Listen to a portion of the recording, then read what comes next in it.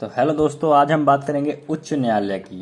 भारत में उच्च न्यायालय क्या है, हाई कोर्ट क्या है, इसके बारे में आज हम बात करेंगे।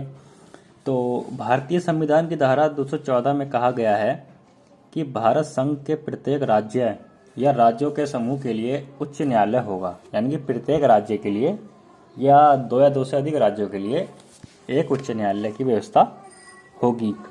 संसद को यह अधिकार है कि वह कानून द्वारा दो या दो से अधिक राज्यों के लिए व संघीय क्षेत्रों के लिए एक ही उच्च न्यायालय की व्यवस्था कर सकती है। जैसे कि असम, नागालैंड, अरुणाचल प्रदेश व मिजोरम के लिए एक ही उच्च न्यायालय गुवाहाटी उच्च न्यायालय है।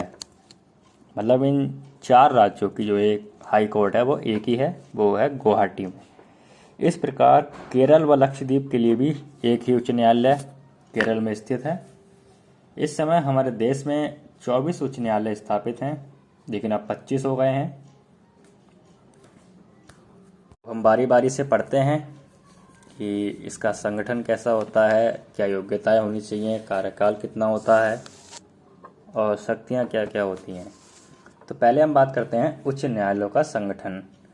तो उच्च न्यायालयों के मुख्य न्यायाधीशों की नियुक्ति राष्ट्रपति उच्चतम न्यायालय के प्रधान न्यायाधीश तथा संबंधित राज्य के राज्यपाल के परामर्श से करता है। इसका मतलब यह है कि उच्च न्यायालय के जो न्यायाधीश होते हैं उसकी नियुक्ति राष्ट्रपति करता है, परंतु प्रधान न्यायाधीश तथा संबंधित राज्य के राज्यपाल के साथ विचार विमर्श करने के बाद।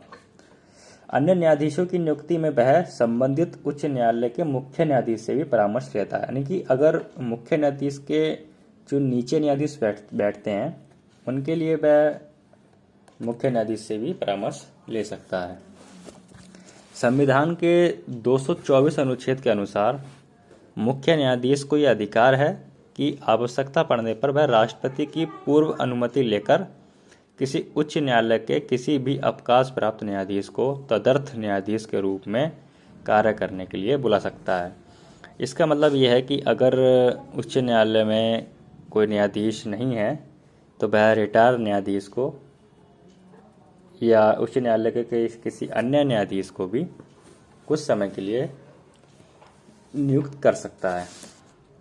तो इसके लिए योग्यताएं क्या क्या होनी चाहिए पढ़ लेते हैं। उच्च न्यायालय का न्यायाधीश बनने के लिए कुछ योग्यताएं होना बहुत आवश्यक है।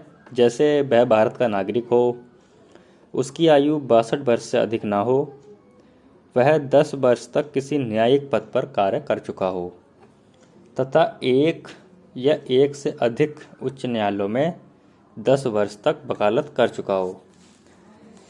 और इसके अंतर्गत 42वें संवैधानिक संशोधन अधिनियम 1976 द्वारा उच्च न्यायालयों के न्यायाधीशों के पद पर नियुक्ति के लिए योग्यताओं में संशोधन कर दिया गया है। ऐसा व्यक्ति जो 10 वर्ष तक किसी न्यायाधीकरण का सदस्य रह चुका हो, संघ तथा राज्य के अधीन किसी ऐसे पद पर रहा हो जिससे विधि का विशेष ज्ञान अपेक्षित हो, ऐसा व्यक्ति जो राष्ट्रपति की दृष्टि में विख्यात न्यायविद हो। अब बात करते हैं सदस्य संख्या की। उत्तर प्रदेश के उच्च न्यायालय में न्यायाधीशों के सृजित पदों की संख्या 95 है। इस समय मुख्य न्यायाधीश सहित 64 न्यायाधीश कार्यरत हैं। अब बात करते हैं न्यायाधीशों के कार्यकाल की। उच्च न्यायालयों का प्रत्येक न्यायाधीश 62 वर्ष की आयु तक अपने पद पर कार्य करेगा। वह इसके पूर्व राष्ट्रपति को अपना त्यागपत्र देकर पदमुक्त हो सकता है। इसके अतिरिक्त उसे पद से हटाने का कार्य राष्ट्रपति तभी कर सकता है जब संसद के दोनों सदन अलग अलग अपने कुल सदस्यों के बहुमत तथा सदन की बैठक में उपस्थित और मतदान में भाग लेने वाले सदस्यों के 2/3 मत से पारित अयोग्यता अथवा दुराचरण का प्रस्ताव राष्ट्रपति के समक्ष प्रस्तुत करें। अब बात करते हैं न्यायाधीशों के वेतन तथा भत्तों के बारे में। उच्च न्यायालय के मुख्य न्यायाधीश को 90,000 प्रति माह तथा अन्य न्यायाधीशों को 80,000 प्रति माह वेतन प्राप्त होता है, जो संसद के द्वारा तय किया जाता है। इसकी राशि कम या ज़्यादा हो सकती है।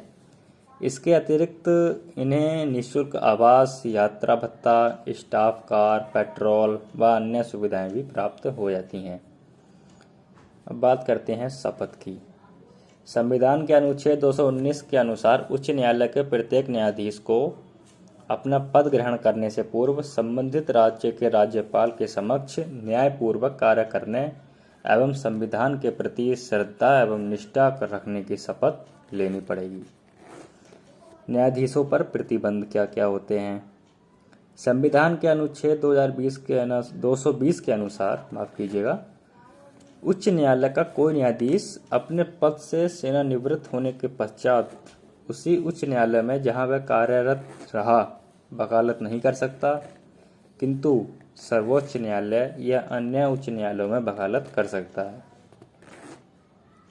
अब बात करते हैं उच्च न्यायालय की शक्तियां, अधिकार एवं कार्यों के बारे में। तो उच्च न्यायालय के कुछ मौलिक अधिकार संबंधी भी हैं, अपीलीय क्षेत्र अधिकार भी हैं, प्रशासनिक क्षेत्र अधिकार, अभिलेख न्यायालय आदि, इनको पढ़ लेते हैं।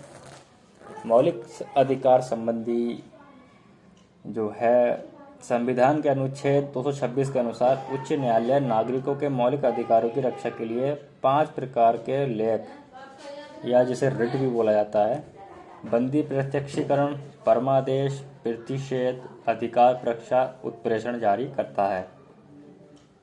अपीलीय क्षेत्र के अंतर्गत उच्च न्यायालयों को अपने अधीनस्थ न्यायालयों के निर्णयों के विरुद्ध दीवानगी, फौजदारी व राजस्व से संबंधित मुकदमों की अपीलों को सुनने व उन पर निर्णय देने का अधिकार है।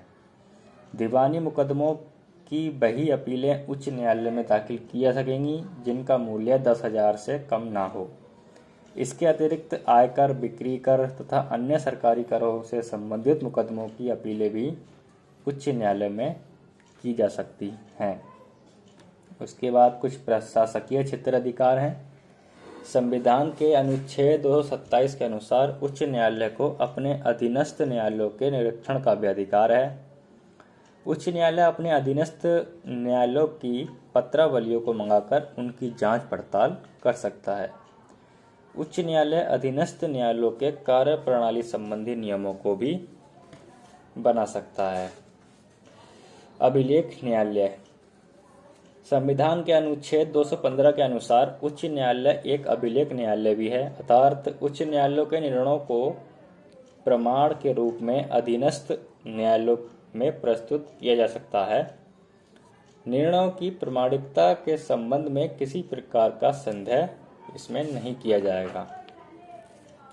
संविधान संबंधी जो अधिकार एवं कार्य हैं वो पढ़ लेते हैं। जैसे जिसका संबंध संविधान की व्याख्या से होता है वे प्रारंभिक रूप से उच्च न्यायालय में प्रस्तुत किए जाते हैं। ऐसे विधानमंडलों द्वारा निर्मित ऐसे कानूनों जो संविधान की धाराओं के प्रतिकूल हो उच्च न्यायालय द्वारा अवैध घोषित किए जा सकते हैं। यानी कि अगर कोई सरकार है वो किसी ऐसे कानून को लेकर आती है जो संविधान के विरुद्ध हो तो उच्च न्यायालय उनको अवैध घोषित कर सकती है। ऐसे बात अधीनस्थ न्यायालयों में स्थापित नहीं किया जा सकता। यानी कि संविधान से संबंधित जो भी कार्य रूप है, जो भी कानून है, उनका अधीनस्थ न्यायालयों में या जिला स्तरीय न्यायालयों में वाद नहीं किया जा सकता। तो ये थी कुछ थोड़ी सी इन्फॉर्मेशन, कुछ थोड़ी बेसिक इन्फॉर्मेशन उच्च न्यायालय